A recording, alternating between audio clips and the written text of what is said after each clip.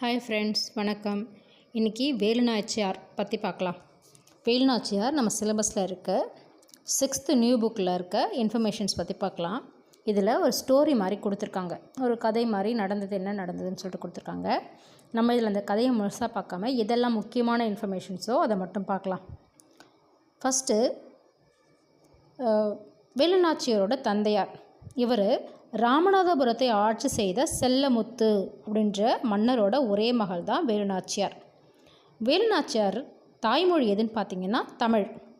அவங்களுக்கு தமிழ் மட்டும் இல்லாமல் ஆங்கிலம், ஃப்ரெஞ்சு, உருது ஆகிய மொழிகளையும் சிறப்பாக கற்றுக்கிட்டாங்க. அவங்களுக்கு வேறு என்ன தெரியும்னு பார்த்திங்கன்னா சிலம்பம், குதிரையேற்றம், வாட்போர், விற்பயிற்சி இதெல்லாமும் அவங்களுக்கு தெரியும். இதெல்லாம் கொடுத்து கேட்பாங்க, இதெல்லாம் தெரியும் அப்படின்னு அடவு நோட் மாதிரி கேட்பாங்க. சிலம்பம், குதிரையேற்றம், வாட்போர், விற்பயிற்சி இதெல்லாம் அவங்க முறையாக கற்றுக்கிட்டாங்க. இவங்களோட கணவர் யாருன்னு பார்த்திங்கன்னா சிவகங்கை மன்னர் முத்து வடுகநாதர். நல்லா ஞாபகம் வச்சுக்கோங்க, அவரோட தந்தையார் ராமநாதபுரத்தின் செல்லமுத்து, கணவர் சிவகங்கை மன்னர் முத்து வடுகநாதர். அந்த முத்து வடுகநாதர் எந்த போரில் இறந்தாங்கன்னு பார்த்திங்கன்னா காளையார்கோவில் நடைபெற்ற போரில் ஆங்கிலேயர்களால் நயவஞ்சகமாக கொல்லப்பட்டிருப்பார்.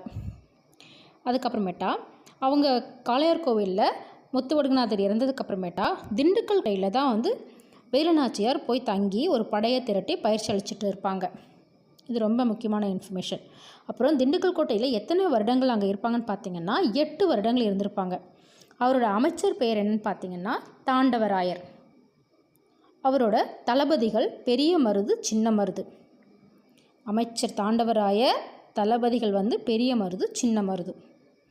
அதுக்கப்புறமேட்டா ரொம்ப முக்கியமான இன்ஃபர்மேஷன்னா அவங்களுக்கு உதவி பண்ணது யாருன்னு பார்த்திங்கன்னா மைசூரை சேர்ந்த ஹைதர் அலி. அவர்கிட்டேருந்து குதிரைப்படை வந்திருக்கும். குதிரைப்படை எவ்வளோ குதிரைப்படைகள்னால் 5000 குதிரைப்படை வீரர்கள் வந்திருப்பாங்க. இது இவங்க உருது மொழியில் போயிட்டு அவங்கள்ட்ட ஹைதர் அலிகிட்ட ஹெல்ப் கேட்டிருப்பாங்க. அவர் மகிழ்ந்து அந்த 5000 படை வீரர்களை அமைச்சிருப்பாங்க. அதுக்கப்புறம் அவரோட கணவர் கொல்லப்பட்ட ஊரான காளையார்கோவிலில் தான் இவங்க முதல்ல கைப்பற்றணும் அப்படின்னு நினைப்பாங்க. அதுக்கப்புறம் தான் சிவகங்கையை கைப்பற்றலாம் அப்படின்னு அவங்களோட தளபதிகள்கிட்ட சொல்லுவாங்க. அதுக்கப்புறம் ஆண்கள் படைப்பிரிவு இருக்கு இல்லையா, அதுக்கு தலைவராக மருது சகோதரர்கள் இருப்பாங்க. பெண்கள் படைப்பிரிவுக்கு தலைமை யாருன்னா குயிலி அப்படின்ற ஒருத்தவங்க தான். அதுக்கப்புறமேட்டா ஃபஸ்ட்டு சிவகங்கை கோட்டையை காளையார்கோவில் இது பண்ணி போர் நடைபெற்றது. அந்த போரில் காளையார்கோவிலை இவங்க கைப்பற்றிடுவாங்க. ஆங்கிலேயர் பெயர் தோற்றுடும். அதுக்கப்புறமேட்டா சிவகங்கை கோட்டையை என்னைக்கெல்லாம் நினைப்பாங்கன்னா விஜயதசமி நாளில் கைப்பற்றலாம் அப்படின்னு நினச்சிருப்பாங்க. அதுக்கப்புறம் உடையாள் பற்றி ஒரு இன்ஃபர்மேஷன் வருது. உடையாள் யாருன்னா இவங்களை பற்றி காட்டி கொடுக்காததுனால ஆங்கிலேயர்களால் கொல்லப்பட்ட ஒரு பெண் தான் உடையாள். அந்த உடையாளுக்கு இவங்க ஒரு நடுக்கல் நட்டிருப்பாங்க. அந்த மாதிரி விஜயதசமிக்கு முதல் நாள் சிவகங்கையை நோக்கி படை புறப்படும். அந்த படை புறப்படுறதுக்கு முன்னாடி உடையாளுக்காக ஒரு நடுக்கல் நட்டிருப்பாங்க இல்லையா, அந்த நடுக்கல்லில் தன்னோட தாலியை எடுத்து போட்டு சாமி கும்பிட்டுட்டு தான் அவங்க போருக்கு புறப்படுவாங்க.